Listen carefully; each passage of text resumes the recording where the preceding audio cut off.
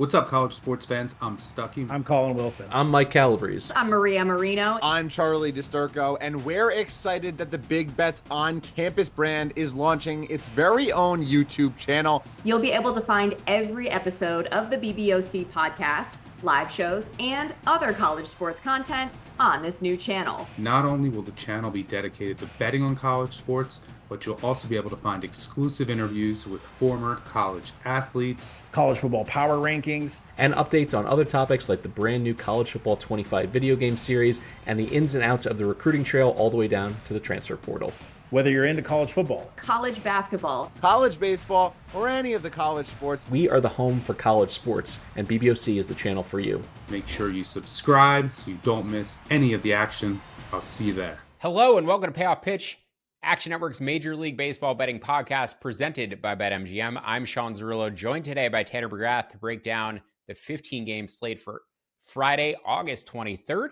Doing the podcast a little bit earlier tonight, so no Fade the Public section, but we are going to touch on some futures in both leagues at the end of the show.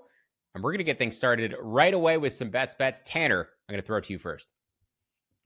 Yeah, excited to be on this little two-man podcast, and I'm hoping I can keep my hot streak going after winning a bet on Tyler Anderson and the Angels last week. That was a fun one.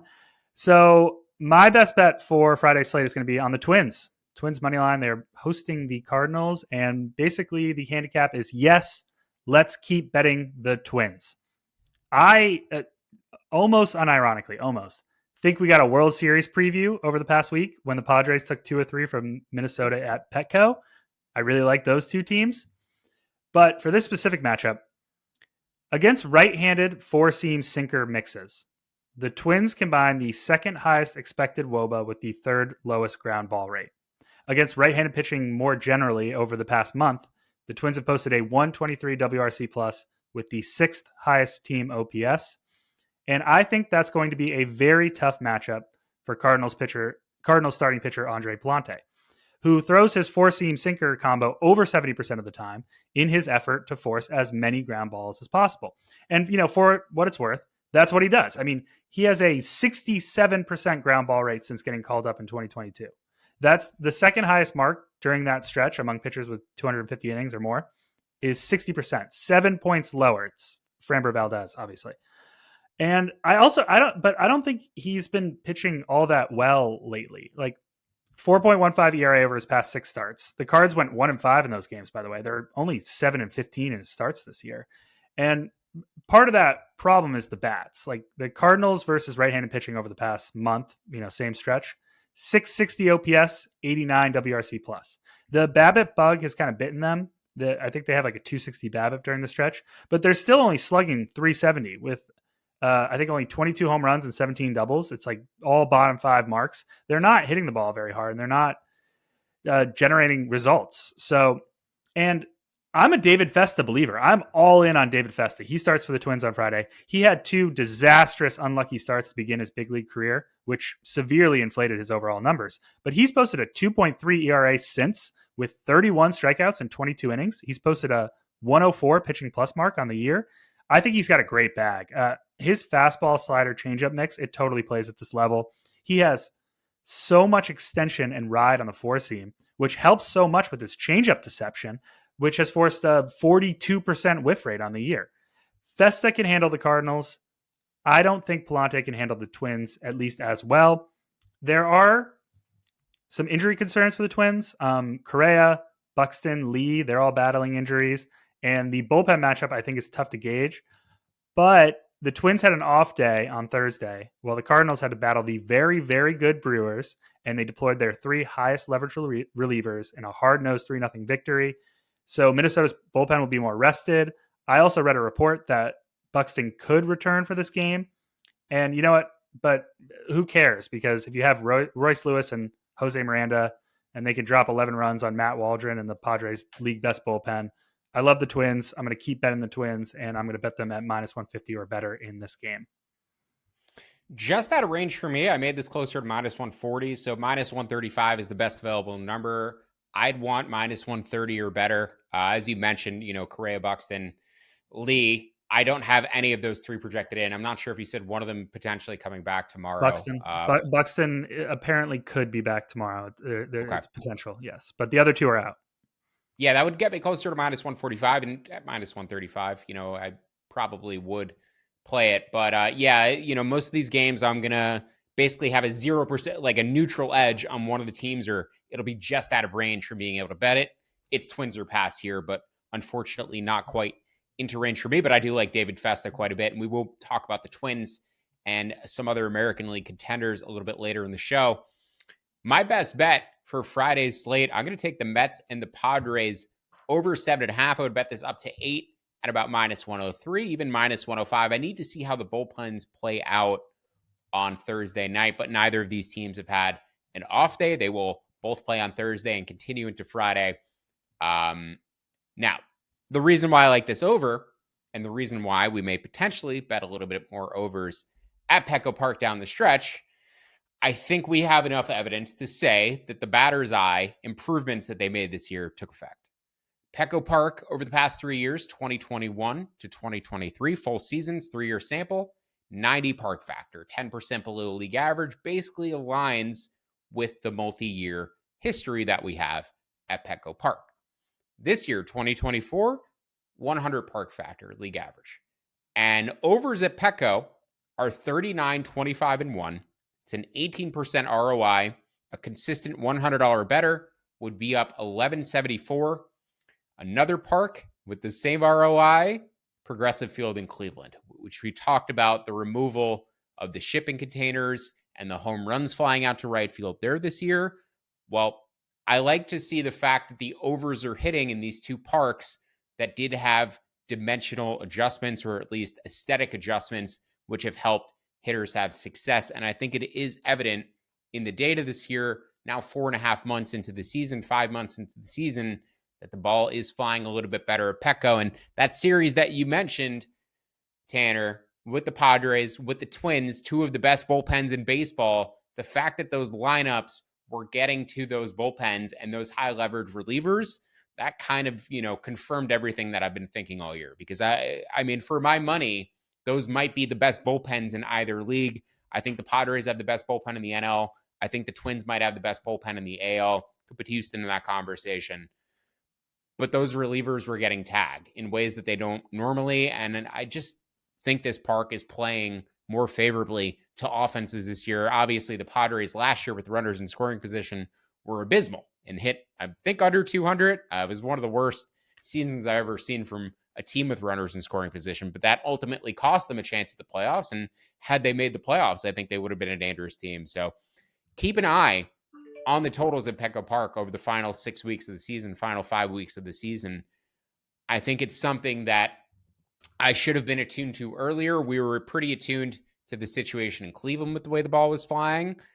I was aware of the fact that they made those adjustments. I was manually adjusting the park factor up a little bit earlier in the year, but I think now I can kind of confirm that I need to make a manual adjustment. I'm not going to go all the way up to 100%, all the way up to even, but I think 95% on an average day compared to 90% previously is kind of fair. Moving it up 3 to 5% compared to my previous levels is fair. So I made this total 8.3. I'm going to bet the over, as I said, between the Mets and the Padres up to 8. We'll call it minus 105. Tanner, I know you like the over in this matchup as well. Why don't you just go ahead and give me your thoughts on this game? Because I have another bet here too. Yeah, so for starters, you touched on the Padres with runners in scoring position. 2023 Padres with runners in scoring position batted 240. That's 26th in the league that year. This year, 276. That's third. So a big adjustment there. But I love the over in this game. I adore the over. I think this should be closer to 8.5, 9 personally. And my handicap is more on the pitching side. So Paul Blackburn goes for the Mets. Reached his average fastball velocity and slider velocity and sinker velocity were all at lows during his Mets tenure. I know it's only been 4 games, but they were down. He was sitting 92 with his fastball in his debut with the Mets. It's closer to 90 in his last start against the Marlins. Additionally, on the other side, Joe Musgrove, I think he's very close. Joe Musgrove goes for the Padres. I think he's very close to being back. His cutter and curveball, I think, look much better. But he's also faced the Pirates and Rockies since returning from the IL, and the Mets are going to be a pretty big wake-up call. And I think the same thing can go for Blackburn, who, since being acquired by the Mets, and I loved the deal at the time because I thought the Mets needed starting pitching help, but he has faced the Angels, Rockies, A's, and Marlins. The Padres and the Mets are two of the league's best lineups against right-handed pitching, and I don't know if either starting pitcher is ready for the step up in competition after a couple of, cupcake outings. So I think 7.5 is way too low, even considering two bullpens that I really like. I think 7.5 is way too low. And your park factor, which I didn't even consider at the time, makes me like the over even more. So I thought it was interesting that the overs at both parks, as I said, Petco and Progressive, where we know they made changes this year, they've both been over parks this year. I think it's, intuitively you'd expect that, but to see it play out, and they both had an 18.1 or 18.2% ROI, I just find it interesting. I think that more people expected the batter's eye to play at Petco. I don't know if as many people expected the changes in Cleveland, getting rid of all the stuff in the outfield to have as big of an effect. Because I didn't expect it at all. When just thinking about that wind tunnel coming through, that is a really crazy development in my eyes. Yeah, I saw somebody posted a park factor splits the other day, and I believe it was like plus 24% to right field for home runs at Progressive Field this year, and it was the highest in baseball. It's playing like the short porch at Yankee Stadium, but like even more significantly, it's been nuts. Yeah, Jose Ramirez had I think it was a 92 mile per hour exit velocity ball sail 350 feet over the right field wall. It was off like an 88 mile an hour changeup too. It was the softest home run I've ever seen in my life. It was crazy.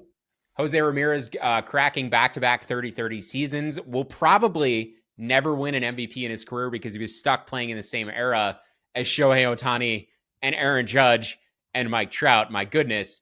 I was looking today. I want to retroactively award the 2020 MVP in the short season that Jose Abreu got.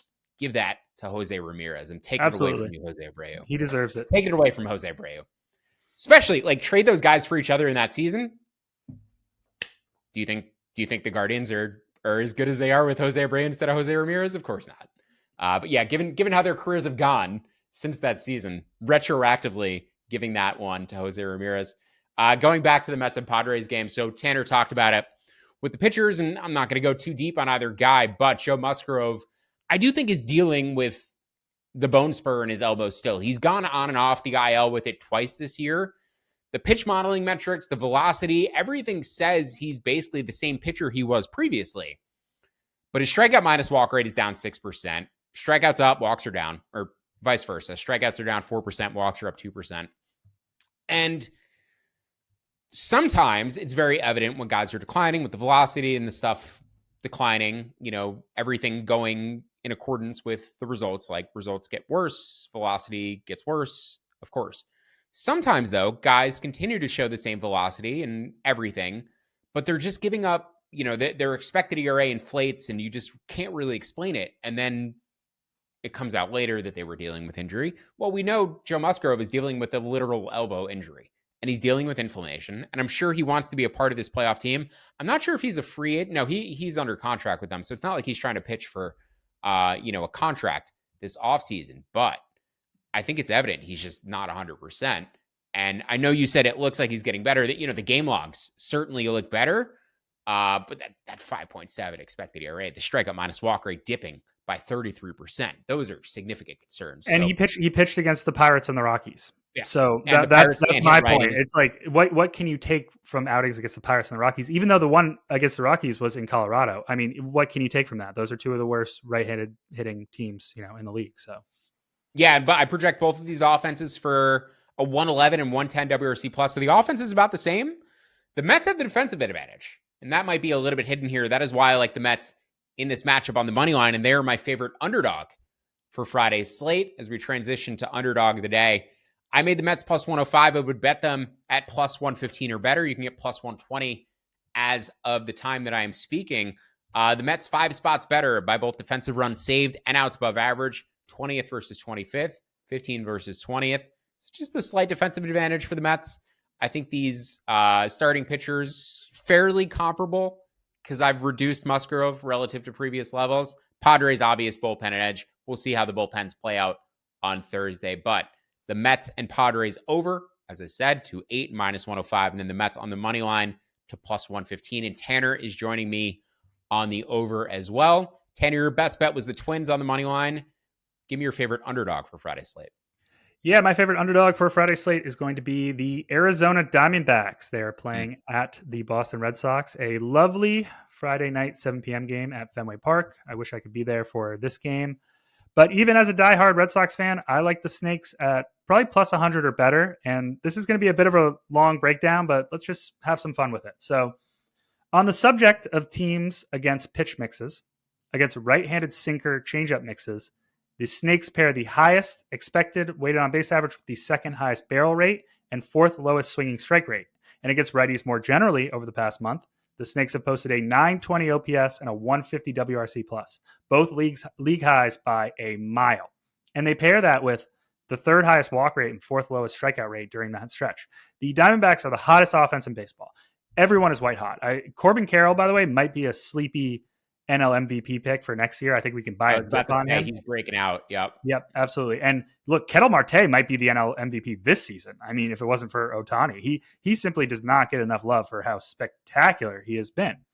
So the Snakes are battling Brian Bayo, Boston starting pitcher, who I do think has looked much better lately. His last two starts, I think it was Rangers, someone else, but he located his changeup a little bit better, like down and away more, which has helped boost his ground ball and whiff numbers, which was the combination that made him so enticing as a rookie. Baltimore. But yes, Baltimore. Thank you. Two good offenses, by the way, two decent offenses. Yeah. But I don't think I'm all the way back in yet because look, he's had issues locating his sinker changeup mix all year. It's been the main driver of this down season. And now he's about to battle the best lineup against that mix in baseball. And he's still struggling with walks. I mean, he's walked 3 batters in each of his past 3 starts. 13 over his past 28 innings. He's managed to stay out of trouble with a lot of timely ground balls. I mean, he has a 3.2 ERA over his past 5 starts with an 87% strand rate. But you're planning on putting ducks in the pond against the Snakes right now? That's a tall order, man. Like, especially with the Sox's like porous middle infield defense trying to dig up hard hit grounders that Bayo's pitch mix induces. I'm not back in on him yet. I think there's still some issues there. And on the flip side, you think the same thing too. I usually look to bet the Diamondbacks when guys like Ryan Nelson are on the mound because the Snakes are good. They're a really good team. And while Nelson doesn't blow you away, and I am a little concerned that his advanced pitching model metrics have dipped probably 20 points in the last 2 years, but he's still more or less a league average arm that gives you a chance to win every night. He's racked up 2 WAR this season for a reason. And he's been pitching really well lately. I mean, a 2.8 ERA over his past 8 starts. And guess what? Arizona's won 7 of those. Like he gives you a chance to win. And this is of greater importance to this handicap for me. I really like this Arizona bullpen with AJ Puk in the fold. They needed a lefty reliever with Joe Mantiply struggling, and AJ has been nothing but shut down. 13 appearances with the Diamondbacks, 1 earned run, 14 strikeouts in 11 innings, 2 walks, 6 hits. And he will be very important in the later frames of this game, given the Sox's lefty-heavy lineup. You know, if we're in a close game, 7th inning, you can call on Puk. If Duran, Devers, Yoshida is coming up, that's pretty big. And you pair AJ with, Kevin Ginkel, Justin Martinez, Paul Sewell, and the Snakes have been the 3rd most valuable bullpen over the past month, 2.1 WAR. Meanwhile, I don't know what happened to the Boston bullpen. I have zero idea what happened, but they are in complete free fall. I saw this tweet recently. Since the All-Star break, the Cubs, Astros, and Athletics bullpens have allowed 91 earned runs. The Red Sox bullpen has allowed 105 during that same stretch. They've accounted for 5 losses over the past 2 weeks alone, 5 blown leads. They have a 7 ERA in the past month. Zach Kelly and Luis Garcia are embarrassments. Garcia blew a game against the Rangers that made me want to vomit. He allowed a 2-out, bottom of the 9th, 3-run homer to Wyatt Langford when they were up 3. And then the Sox lost the game in extra innings. It's been so bad. they still have the bats to keep up in this matchup. Like the Red Sox, they have a great offense and they are great against right-handed pitching. But I still think the Diamondbacks are better in the lineup, especially with how they're playing. They have the better matchup against the opposing starting pitcher, and they have monstrous advantages in the bullpen and on defense. People forget Arizona, great defensive team, speed all over the diamond, top 5 in defensive runs saved. The Sox are not that. I think the Diamondbacks should be favored here. I'm not sure why they are not. I like them. I got them plus 110. I'll take them down to plus 100. So no Marte and Cassis came back. Is probably the difference in the lineups from I'd say like 4 or 5 days ago. And I probably would have been with you if Marte was in there. But yeah, I make this about plus 110. I'm dead even with the money line. I'd want plus 120 or better on Arizona. I think Nelson has a higher floor than Bayo. I think their ceilings are pretty comparable. Maybe Bayo the higher ceiling. But yeah, that Red Sox bullpen and the entire pitching staff really has fallen off in the second half. Saris wrote about it. I think the league has started to catch up a little bit to the pitch mix. Them not throwing 4-seam fastballs, going heavy. They're also tired. Sliders.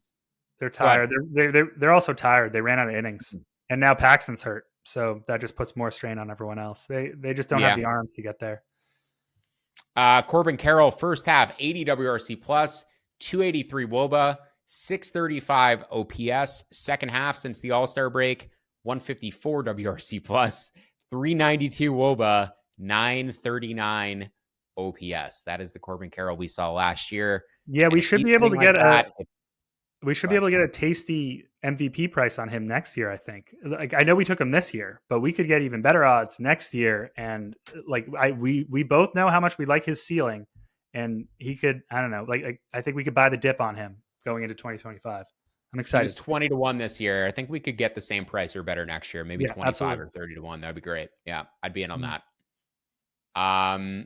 Some final bets before we wrap up. We're going to, as I mentioned, talk about some futures, potentially the Boston Red Sox. But Tanner, I know you've got thoughts on Cubs and Marlins, Rays and Dodgers. Why don't you give those to the people, and then we'll talk about some futures. Yeah, I just want to run quickly through 2 games I was really interested in. I have not pulled the trigger yet on either of these, but I probably will on at least one of them at some point. I just wanted to point it out. So Marlins hosting the Cubs. Yeah, I think the Fish see something in Max Meyer, who starts for them. He's got a pretty big fastball. His slider really bites, and it has a 35% whiff rate. He has a 35% whiff rate on the slider, even though it's his most used pitch. He throws it 45% of the time. He is still struggling a lot on contact, but he's flashed a high ceiling this year. I mean, he hosted the Braves in April and tossed 6 innings of 1-run ball with 7 strikeouts. He was out for a few months with an injury. I don't know if that's still bothering him. He had TJ a few years ago, but the Marlins see something in him. Maybe they're desperate, but I know he has a high upside. I'm interested in that. And the reason why I'm interested in him in this game is that, is there a current MLB rotational pitcher worse than Kyle Hendricks right now?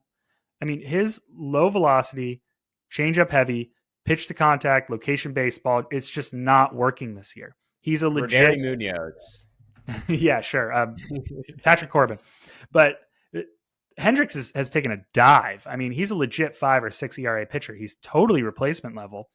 And what's surprising is that, some of these dead teams that sold off at the deadline, I'll talk about the Rays in a second, I think they could be a little bit undervalued because, the Fish have been the better lineup against right-handed pitching lately. I mean, the Cubs have basically been slumping since April because they're a really top-heavy lineup around Seiya Suzuki. Meanwhile, the Marlins have found something in Xavier Edwards. Jake Berger is still hitting pretty well. The Fish rank 12th in hitting WAR over the past month. And the Marlins also, nobody likes to talk about this but me, they have a top 10 bullpen, even after dealing Scott and AJ Puk. They're 7th in bullpen WAR over the past month. They're 2nd in bullpen WAR on the season. I really like Declan Cronin, even though he is getting pretty lucky with home run luck. He's actually on pace to post a wild card era record for batters faced with 0 home runs allowed. It was previously held by 2009 Peter Moylan with 309. Declan Cronin's at 258. Wow. But I don't trust the Cubs bullpen. I've never trusted the Cubs bullpen. I kind of like Miami as home dogs here. I think they have some unique advantages. I just wish we were getting a little bit more than plus 105. I'll have to think about it a little bit more. For the other game, Rays at Dodgers. I'm just looking to fade Bobby Miller as much as possible in every possible start. He is a mess, a total mess. He has no fastball velocity. He's down, from his 99. He had the highest average fastball velocity in the league. It's down 2 or 3 ticks. And so none of his secondary pitches can play off his fastball. He can't locate anything. I mean, so he hit the IL for a while. In his rehab appearances, he had 13 AAA innings. He allowed 8 earned runs and walked 11 batters. And then he came back and returned to the rotation. And he allowed 4 runs across 4 innings to the Cardinals with 1 strikeout, 1 walk, and 2 home runs. He's a mess. And what's surprising is that the Rays are playing good ball. This is another team that I think might be a little undervalued because everyone's kind of left them for dead after they sold off at the deadline. Excuse me. But they've won 5 of their past 7. They swept the Diamondbacks at home just last week. They lead the league in bullpen WAR over the past month. The guys back there are dealing, and I think the rotation looks pretty strong behind Shane Baz, Taj Bradley, Littell, Pepio. Unfortunately, I can't. I think they're sitting plus 160. I don't think they have a confirmed starter yet. So until I learn about if they're going with a bullpen game, I'll probably bet them. But until I learn about who's starting, I'm not sure if I can bet it yet. So those are the 2 games that I'm looking at. Yeah, the model has Taj Bradley, which is not correct because he pitched on Monday. So I'm not sure who's supposed to start for Tampa Bay in that matchup, but fully agree on Bobby Miller. The Dodgers have an inability. The Marlins have an inability to keep their starting pitchers healthy. No matter how many they have, they all seem to get injured. And unfortunately, Bright Lights Bobby Miller has been in a dark room for most of this year. So sad. So sad. It's very devastating because he had all the upside in the world. I mean, legitimate like Paul Skenes upside, 100-mile-an-hour fastball. Nobody's talking about it like Paul Skenes, but he was hitting triple digits regularly with the fastball, not getting as many whiffs, but you could see the arm talent was evident. I bet him. I bet him for NL Cy Young, and then in his first start, he struck out 10 Cubs across like 7 shutout innings, and then everything just fell apart. It's shocking. It's insane. I don't know. Maybe it's an injury, but man, it's been a tough season. Well, I too bet him for NL Cy Young. I also bet Hunter Brown for AL Cy Young. Both of those guys, I believe, gave up like 9 runs in an April start. Hunter Brown somehow has an ERA under 4, despite giving up 14 runs in back-to-back starts, 14 runs in under 4 innings in back-to-back starts in April. Yeah, he's been lights out since April. Lights out. I mean, he also gave up 7 runs in a start in July and still has an ERA under 4. So in those other, 25 plus starts, Hunter Brown has been pretty incredible. He really looks like Verlander did not bounce back. But maybe we'll see him in 2025. Walker Buehler looks a little rough too for the Dodgers, as we've kind of discussed throughout this season. Who starts games 3 and 4 for the Dodgers? Glasnow, Flaherty, sure. Well, Glasnow's on the IL now. Flaherty, sure. Well, then Flaherty is going to go on the IL. Who's going to pitch for the Dodgers? Yamamoto has been hurt. Gavin Stone has looked a lot worse. Yeah. No, the Dodgers, like every season, they're vulnerable in the rotation. Every year. It's going to be the same. I think Flaherty's a matter of time before he goes on the IL. I really do. They can't keep pitchers healthy. And there's a great tweet that always goes around, but like it's amazing that you could spend $1 billion on payroll and your season is going to come down to getting 5 quality innings out of Gavin Stone in October. Or Clayton Kershaw. Or Michael Grove. Yeah. Oof. Looking forward to the Dodgers in the playoffs, but I actually want to talk about some American League futures first. And we talked about the Red Sox. You mentioned the Twins. Those are kind of the teams I've had circled as the sleepery teams in the American League pennant chase. We were texting earlier. I think I said to you that it's kind of clear that Houston has separated themselves to me as the class of the American League. I know they're still a few games behind the Yankees and the Orioles, and they're even behind the Guardians and the Twins. And unless they get that first round bye, I don't like their chances quite as much. But I do think there's a good chance that they overtake the second best record and get that bye by the end of the season. I was trying to find some futures value on them. I think the projection market is underrating their chances of getting that bye and what that might do to impact their overall chances of winning the World Series. but their current fair odds were about plus 950, plus 550 for World Series and pennant, respectively. Best available numbers I saw out there were just below those, about plus 800 and plus 450, respectively. That's going based off purely projections. I do want to dig a little bit deeper because, as I said, I think their chances, even 3 games back, of overtaking that second seed and getting the bye are being a little bit undervalued here. But I just talked about Hunter Brown. Framber Valdez has been lights out of late. They have Kikuchi, who I don't think has thrown his best innings for them yet. Arrighetti started tonight. I'm really high on him overall. He's had 3 double-digit strikeout starts in his past 7 or past 9. He's really blossoming. And I think he could be a multi-inning menace in the playoffs, on top of a good bullpen, on top of getting Kyle Tucker back in a couple of weeks. So Houston is really rounding into form. They look very dangerous. I thought I was out on them completely in May, June. I'm kind of all the way back in on Houston. I think they're the most dangerous team in the American League. If they get that bye, I think there's probably value on them right now from a futures perspective. The other teams I'm a little bit interested in, as we said, the Boston Red Sox, whose pitching seems to be fading a little bit. League catching up to their pitch mix potentially, but they did get Tristan Casas back. I like the length of their lineup. The schedule, though, is the big problem the rest of the way. The projection market moved Boston to around 40% last night to make the playoffs. They were plus 200 at the only book who had a line out. I almost bet it. Got a little greedy because there was a plus 240 the day before at another book. They beat Houston. They should have gone lower than plus 200. And sure enough, open plus 150, 40% implied pretty much everywhere today. They're still 3.5 games behind Minnesota and Kansas City. They're 5.5 games behind Cleveland, 6.5 games behind Baltimore. They also have the toughest schedule remaining of all of those teams. But if you're going to bet Boston, I think the time is now, because they're about to go into what I would consider the softer part of that stretch the rest of the way. They're about to play Arizona and then 5 games in 4 days against Toronto at home. That'll be a really interesting series. If they can get a 5-game sweep over Toronto, obviously would upgrade their chances. Then they go to Detroit. Then they go to the Mets. Then they come home and host the White Sox. And then September gets difficult because you play Baltimore and New York and Tampa and Minnesota and Toronto. And then finish up against Tampa again. So if you're going to bet Boston, the time is now. Before this homestand, this 8-game homestand, and then the trips to Detroit, New York, and then coming back for the White Sox, the next 2 to 3 weeks is where they're going to make their hay if they make the playoffs. Projection market, again, has them about, at best, like 4.5% to win the World Series. 4.5% to make the World Series, about 2.5% to win the World Series.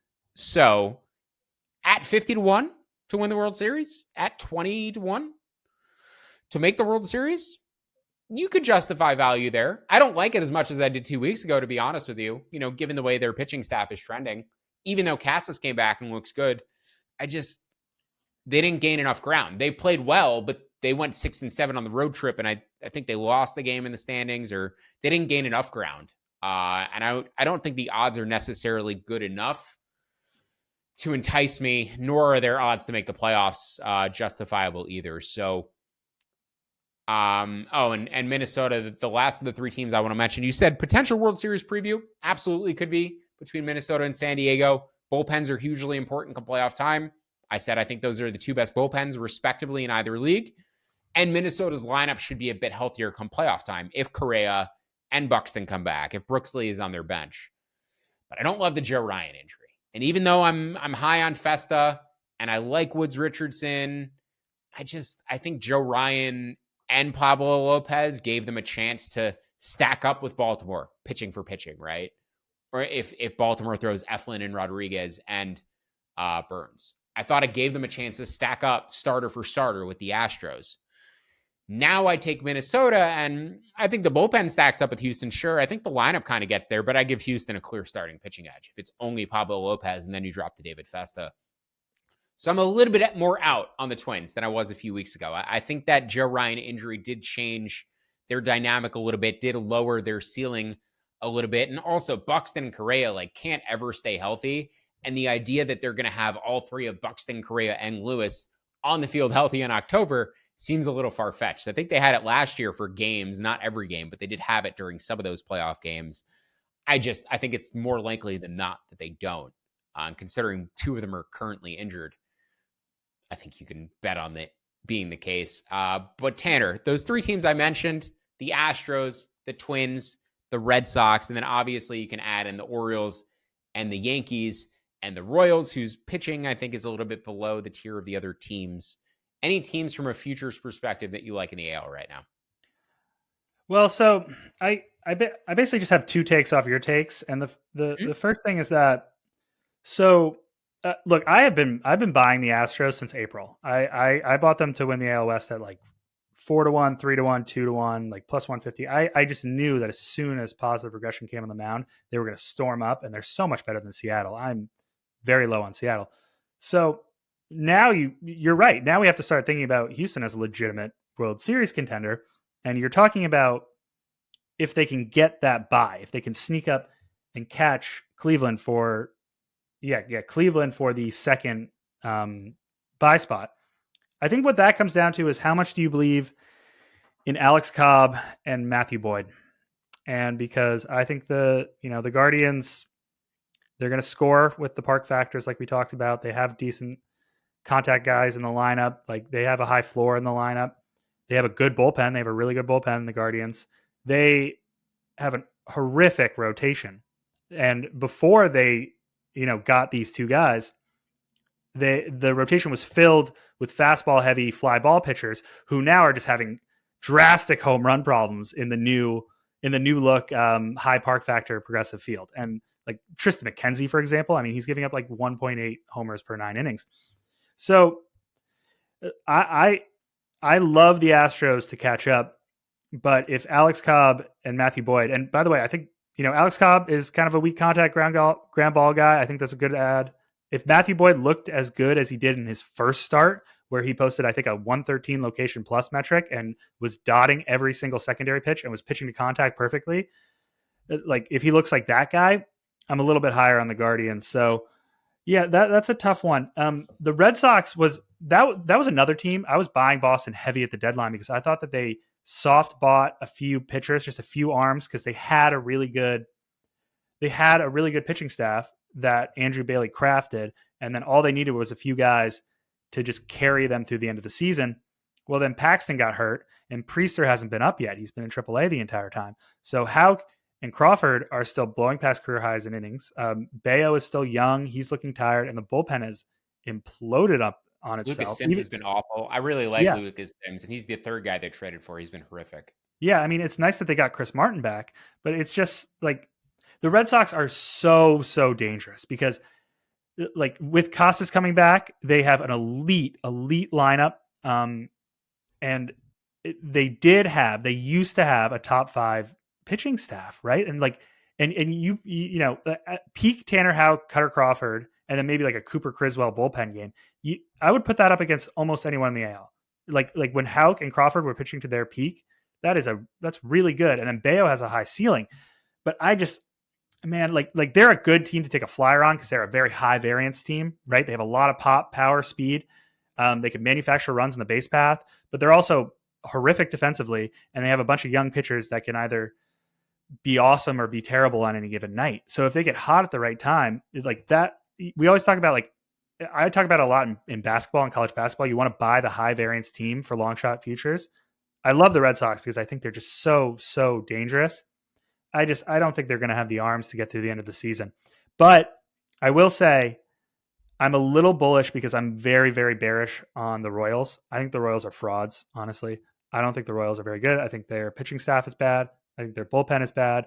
And even though they hit really well at home and they have a few good guys at the top of the lineup, they're weak against lefties. They're not as good on the road. And I think they're a top heavy lineup. So I've always liked the Red Sox more than I like the Royals. So I wouldn't be surprised if they snuck in. It's just, there's just too many question marks with if they have enough arms to even get to the end of the season, Yeah, absolutely. I bet the Royals in the first week of the season to make the playoffs at, I think, about plus 280. I bet the Diamondbacks first week of the season last year to make the playoffs. I hope to continue this stretch of the eye test proving out with early wildcard teams that clearly have all of the aura, and the Royals had a lot of aura early this year, but their lineup has like 3 hitters that actively scare me. I'm not scared of Lugo or Waka. I think no, not at all. So overvalued. Brady Singer. serious regression. Yeah. Brady, like you're gonna throw The Brady bullpen's Singer bad out too, there?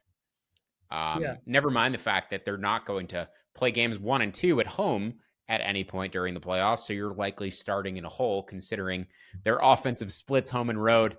One more There's topic or also, potentially wait, more? but Go ahead.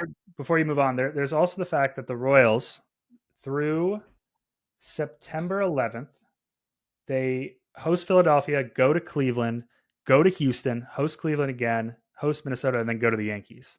That, I mean, they just won 5 of their past 6, but they took 2 or 3 from the Angels and they swept the Reds.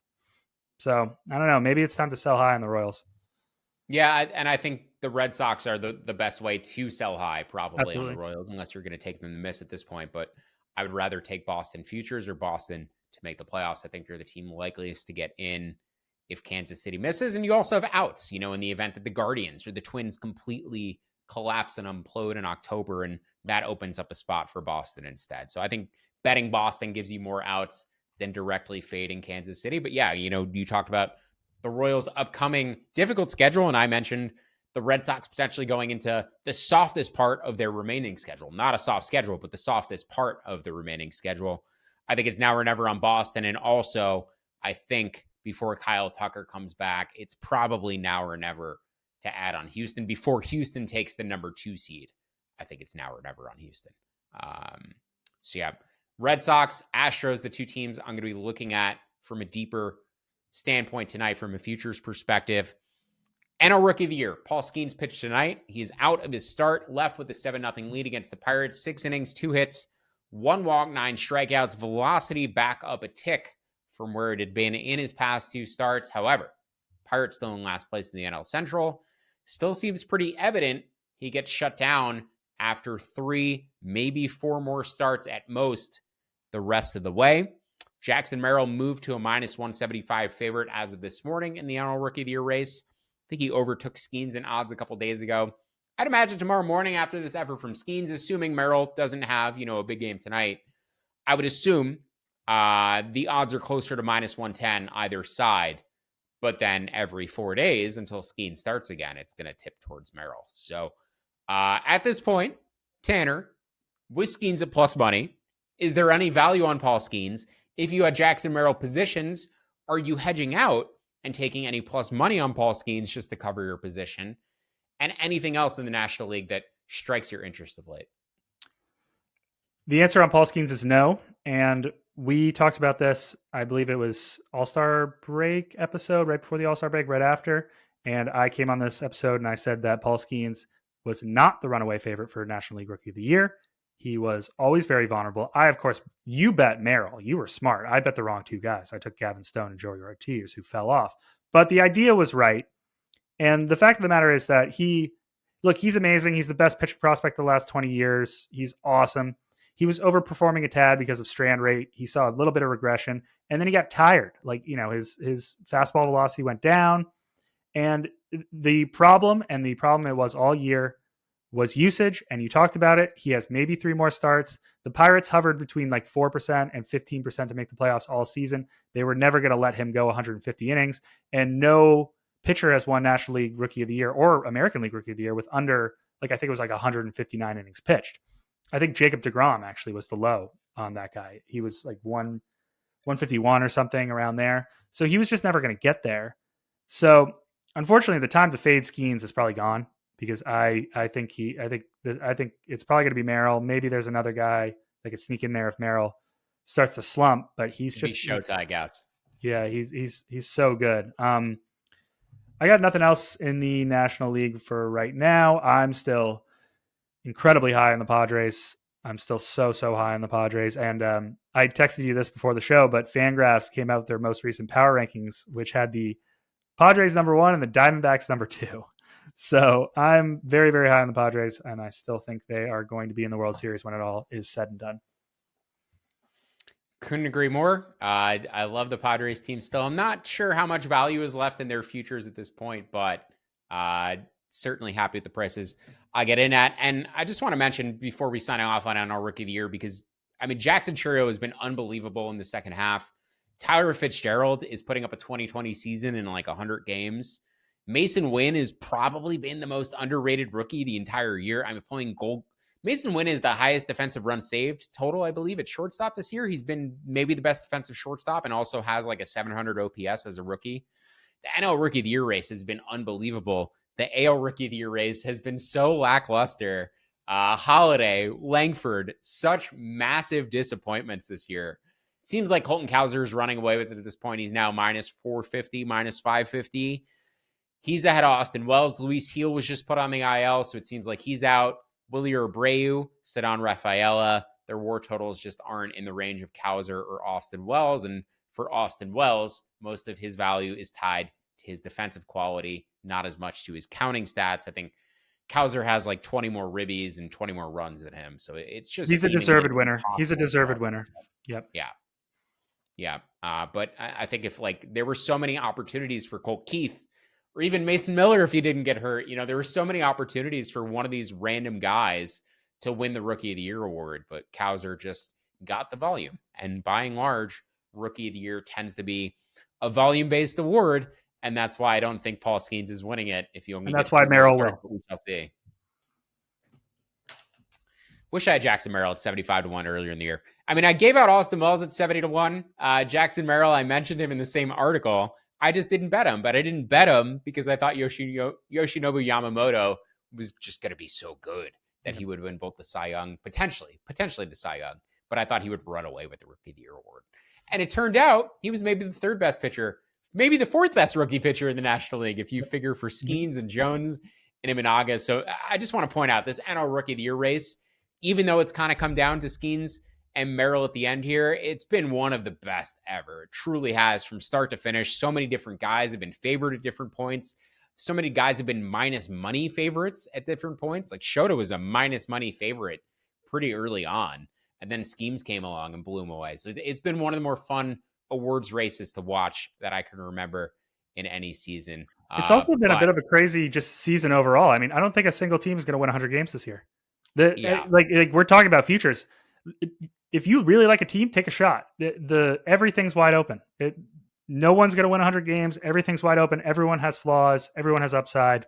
If you like a team, take a shot.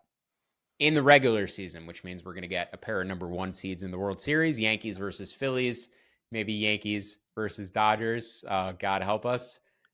Please no. Just no. Give me Padres. Give me Padres Astros. I'm good with that. I don't have enough Astros fatigue to hate the Padres potentially going up against them. But yeah, it's been a interesting season from an awards perspective.